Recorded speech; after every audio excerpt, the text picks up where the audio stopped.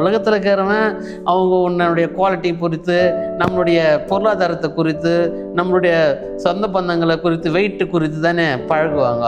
கடவுள் ஒருவரையும் அப்படி பழகிறது இல்லை, அப்படி பார்க்கறது இல்லைங்க. நீ பயந்து கூப்பிட்டாவே போதும், அவருடைய தூதனை அனுப்பி நீ என்ன வேண்டிக் கொள்கிற அதை சுற்றிலும் பாதுகாப்பாக இருக்கிறார். எவ்வளோ நல்ல தேவன் பார்த்தீங்க, நம் தேவாதி தேவன், நம் ரட்சகர்.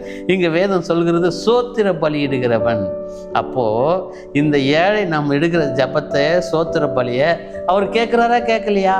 அப்போ நம்மளை விடுவித்துருவாரா விடுவிக்க மாட்டாரா? நம்மளை தப்பு வைப்பாரா தப்பு வைக்க மாட்டாரா?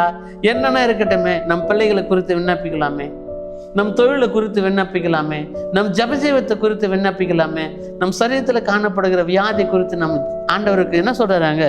சோத்திர பலி இடுகிறவன் என்னை மகிமை படு. அப்போ அவர் நம்ம மகிமைப்படுத்துமே, அவர் நம்மளை பாதுகாக்க மாட்டாரா?